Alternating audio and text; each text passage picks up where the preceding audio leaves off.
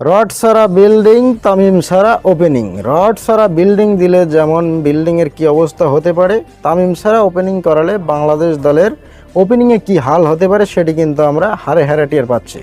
তো বাংলাদেশ বনাম South Africa high voltage ম্যাচে শেষ পর্যন্ত জিততে জিততে জিততে জিততে হেরে গেল সোনার ছেলেরা সাউথ ইউএস থেকে বাংলাদেশে ফিরলেই শাহজালাল বিমানবন্দরে সবাইকে ফুলের মালা দিয়ে বরণ করে নেওয়া হবে।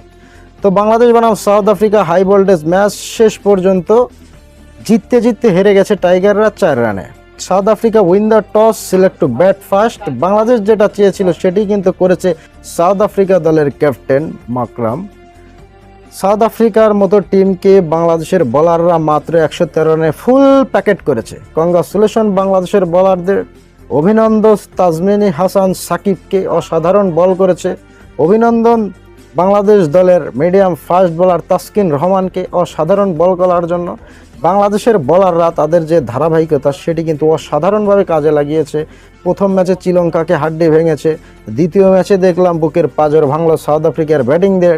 কংগ্রাচুলেশন বাংলাদেশের বোলারদের, তাদের যে কাজটা তারা কিন্তু ঠিকঠাক মতো করছে। বাট বাংলাদেশের যে ব্যাটসম্যানেরা, টপ অর্ডার ব্যাটসম্যানেরা অসাধারণ খেলছে। তারা দেশে ফিরলেই তাদেরকে নোবেল পুরস্কার দেওয়া হবে। তো সাউথ আফ্রিকা টি20 খেলায় মাত্র 120 বলের খেলা, তারা 120 বলে 6 উইকেট হারিয়ে 113 রানেই ফুল প্যাকেট হয়ে যায় সাউথ আফ্রিকা দলের অন্যতম সেরা ব্যাটাররা। তো বাংলাদেশের মতো বোলাররা যদি সাউথ আফ্রিকার মতো ব্যাটিংদের, বিশ্বমানের ব্যাটিংদের 113 রানে ফুল প্যাকেট করতে পারে, এর চেয়ে লজ্জার আর কি হতে পারে। অসাধারণ বল করেছে বাংলার দামাল ছেলেরা।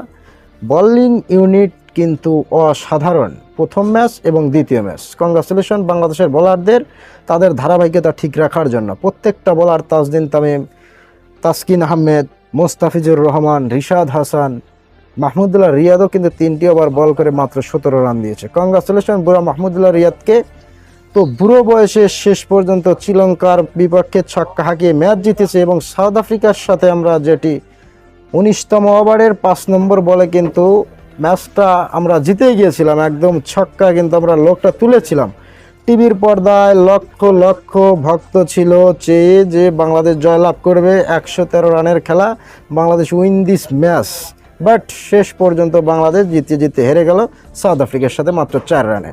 এই ছক্কাটা যদি হতো বুড়ো মাহমুদুল্লাহ রিয়াদের, তাহলেই কিন্তু বাংলাদেশ জয়লাভ করতে। এক বল হাতে রেখে তখন বাংলাদেশ আরও 2টি রান বেশি হয়ে যেত, 5 রান লাগতো, আমরা তো ছক্কা মারছি। বাট শেষ পর্যন্ত শেষ হাসিটা আমরা হাসতে পারলাম না। কানতে কানতে এক বুক ব্যথা নিয়ে সারাটা রাত ক্রিকেট ভক্তরা, বাংলাদেশের দেশপ্রেমিক ভক্তরা কিন্তু ঘুমাতে পারে না। এবং নিউ ইয়র্কে যে আমাদের দেশি ভাইয়েরা ছিল, যারা খেলা দেখতে গিয়েছিল, 30,000 দর্শকের মধ্যে 29,000 দর্শকই ছিল বাংলাদেশি। তাদের কিন্তু কাজ ফেলে, তাদের অফিস ফেলে, তাদের ডিউটি ফেলে কিন্তু তারা নিউ ইয়র্কে এসেছিল এই খেলাটা দেখার জন্য। দেশের টানে, রক্তের টানে তারা এসেছিল বাংলাদেশ জয়লাভ করবে। এবং বোলারদের যে কাজ সেটি কিন্তু বোলাররা একদম পুরোপুরি করে দিয়েছিল। বাট শেষ পর্যন্ত ব্যাটসম্যানেরা কিন্তু তাদের ধারাবাহিকতা বজায় রাখতে পারল না। টপ অর্ডার ব্যাটসম্যান বিশেষ করে তাজনিন হাসান তামিম, বাচ্চা একটি ছেলে, গতবার বিশ্বকাপে তার অভিষেক হয়েছে। ওডি বিশ্বকাপে তামিমের রিপ্লেস ব্যাটসম্যান, তামিমের জায়গা দখল করে রেখেছে এই বাচ্চা ছেলেটি। সে কি করছে তার ধারাবাহিকতা কিন্তু খুব একটা নেই। বিশ্বকাপে দেখলাম আমরা ওডিআই বিশ্বকাপে ডাব্বা মেরেছে, এবারকার টি20 বিশ্বকাপে কিন্তু ডাব্বা মারছে। 2টি ম্যাচ ইতিমধ্যেই খেলে ফেলেছে, 2টি ম্যাচে কিন্তু তার কোনো রান নেই, 9টি রান করে আউট হয়ে গেছে। তো নাজমুল হোসেন শান্ত বাংলাদেশ দলের সেরা ক্যাপ্টেন, তিনি ক্যাপ্টেন কোটায় খেলছে এবারকার বিশ্বকাপ। তিনি কিন্তু 23 বলে 14 রানের দুরন্ত একটি ইনিংস খেলেছে আমাদের বাংলাদেশ দলের অন্যতম সেরা ক্যাপ্টেন শান্তি রহমান। কংগ্রাচুলেশন তাকে, অভিনন্দন তাকে। এই ক্যাপ্টেন কোটা ছেড়ে যদি সে ন্যাচারাল খেলায় ফিরে আসে, তাহলে 2টি ম্যাচের বেশি 3টি ম্যাচ তিনি খেলার সুযোগ পাবে না, 100% গ্যারান্টি। তো লিটন কুমার দাস কিন্তু একদম ফর্মে নেই।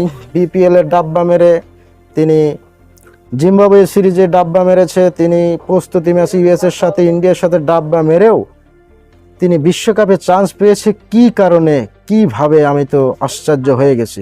কোন কোটায় তিনি খেলে? তার কি কোনো লজ্জা শরম আছে নাকি নাই? তার যদি কোনো লজ্জা শরম থাকতো তাহলে বাংলাদেশ ক্রিকেটে, যেহেতু সে ফর্মে নেই, তার রান নেই, যে রেস্টে থাক, অন্য একটা ব্যাটসম্যান সে খেলুক। বাট তিনি জায়গাটা দখল করে রেখেছে বাংলাদেশ দলের অন্যতম সেরা ওপেনার এবং auto choice batsman Liton Kumar Das. Congratulation তোমাকে, অসাধারণ খেলেছে, 13 বলে 9 রানের দুরন্ত একটি ইনিংস, অভিনন্দন তোমাকে। সাকিব আল হাসান বিশ্বসেরা অলরাউন্ডার, কোনো ফর্মে নেই, 4 বলে 3 রান করেছে, বোলিংও কিন্তু খুব একটা সুবিধা করতে পারছে না, একটি ওভার বল করে 6টি রান দিয়েছে, দুরন্ত খেলেছে সাকিব আল হাসান। তোর তৌহিদ হৃদয় বাচ্চাই একটি ছেলে, বিপিএল কাঁপিয়ে, ডিপিএল কাঁপিয়ে, প্রস্তুতি ম্যাচ কাঁপিয়ে, বিশ্বকাপের মঞ্চেও কিন্তু 2টি ম্যাচেই কাঁপিয়েছে। 2জন ব্যাটসম্যান দাঁড়িয়েছে আমরা দেখলাম, বুড়ো মাহমুদুল্লাহ রিয়াদ এবং তৌহিদ হৃদয়। এই 2টা প্লেয়ারের কারণে শেষ পর্যন্ত বাংলাদেশ মান সম্মান কিন্তু বাঁচিয়েছে, আমরা 4 রানে হেরেছি। আমরা একটু যোগ বিয়োগ করব। তৌহিদ হৃদয় একাই করেছে 37 এবং তাজনিন তামিম 9, শান্তি রহমান করেছে 14, তাহলে হলো 23, লিটন কুমার দাস 9, 32, সাকিব আল হাসান 3, সব মিলে 35 এবং তৌহিদ হৃদয় একাই করেছে 37 রান। তার মানে 4 জন মিলে একজনের সমান রান করেনি। এবং আমাদের বুড়ো 38 বছর বয়সে বুড়ো মাহমুদুল্লাহ রিয়াদের কথা তো বাদই রেখেছি, প্রথম ম্যাচে জয়লাভ করেছে এবং দ্বিতীয় ম্যাচে শেষ পর্যন্ত 19 নম্বর ওভারের 5 নম্বর বলে কিন্তু তার শেষ চেষ্টাটা করেছে, একদম সবাই ভেবেছিল ছক্কা, Bangladesh win this match game, but শেষ পর্যন্ত আউট। দুঃখজনক হলেও সত্য, আমরা একটা লজ্জা থেকে বের হতে পারলাম না। একদম সহজ একটি ম্যাচ ছিল, আমরা বিশাল করে ফেলেছি।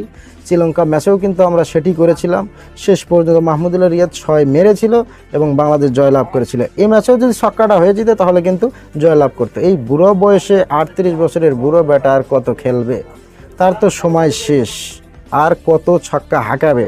ছক্কাটা শেষ পর্যন্ত নিউজিল্যান্ডের, সাউথ আফ্রিকার মতো বলার দেখে ক্যাচটা ধরতে পারছে, বা ইন্ডিয়া, অস্ট্রেলিয়া, নিউজিল্যান্ড তাদের মতো ফিল্ডিং দেখেই ক্যাচটা ধরতে পারবে, কিন্তু বাংলাদেশ কোনো দিনও ছুঁতেও পারতো না বলটা, বাংলাদেশের কোনো ফিল্ডিং হতে ধরতেও পারতো না।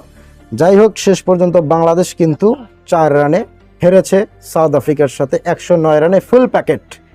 তো বাংলাদেশের ব্যাটসম্যানেরা টপ ব্যাটার, আমি যেটা আগেই বলেছিলাম তাদের স্ট্রাইক রেট নিয়ে কথা, তারা কোনো রান পাচ্ছে না, তাদের প্রবলেম হচ্ছে। তো বাংলাদেশের টপ অর্ডার ব্যাটসম্যানেরা তারা কিন্তু একদম ফর্মে নেই, তাদের উচিত ছিল, তাদের যদি লজ্জা থাকতো তাহলে কিন্তু আউট ফর্ম যে ব্যাটসম্যানগুলোর ছিল, যেমন তাজনিন তামিম, শান্তি রহমান, লিটন দাস, সাকিব আল হাসান, তারা যদি রেস্টে থেকে অন্য 4টা প্লেয়ারকে খেলানো যেত তাহলে কিন্তু বাংলাদেশ একটা ভালো রেজাল্ট করতে পারতো। বাট তারা তো অটো চয়েস, সাকিব আল হাসানকে বাদ দেওয়ার মতো শক্তি বাংলাদেশ বিসিবি নয়, বাংলাদেশ প্রেসিডেন্টেরও নেই। এবং শান্তি রহমান বাংলাদেশ দলের কোন কোটায় খেলতেছে, অধিনায়কের কোটায়, তাকে তো বাদ দেওয়ার প্রশ্নই ওঠে না। তো একটি ম্যাচ খেলে দিলেই হবে, পাপন সেটি বলেছে, আমাদের এই বিশ্বকাপ নয়, নেক্সট বিশ্বকাপ আমাদের পরিকল্পনা। তো নেক্সট করতেই যাই হোক, 30,000 দর্শকের মধ্যে 29,000 দর্শকই কিন্তু এসেছিল নিউ ইয়র্কে, যে ভাইয়েরা কাজ বাদ দিয়ে, তাদের অফিস বাদ দিয়ে, বিভিন্ন ব্যস্ততা ফেলে বাংলাদেশে কিন্তু তারা নিউ ইয়র্কে এসেছিল তাদের রক্তের টানে এবং দেশের ভালোবাসার টানে, এবং বাংলাদেশ জয়লাভ করবে সেই টানে। কিন্তু শেষ পর্যন্ত তারা দেখেছি কাঁদতে কাঁদতে, এক বুক ব্যথা নিয়ে তারা মাঠ ছেড়েছে এবং তাদের বলেছে যে আবেগ নিয়ে আর খেলো না বাংলাদেশের ক্রিকেটাররা, তোমরা খেলা বাদ দিয়ে তোমরা দেশে চলে যাও। তারা যখনই দেশে আসবে আমি তো তাদের ফুলের মালা দিয়ে তাদের বরণ করব। বিশেষ করে টপ অর্ডার 4 জন ব্যাটসম্যান, শান্তি রহমান, বাংলাদেশ দলের ক্যাপ্টেন সুমাইয়া সরকার এবং তাজনিন তামিম, এবং বাংলাদেশ দলের সেরা অলরাউন্ডার সাকিব আল হাসান এমপি সাহেবকে আমি বিশেষ করে ভালো করে ফুলের মাথা নিজে গেঁথে তাকে বরণ করব।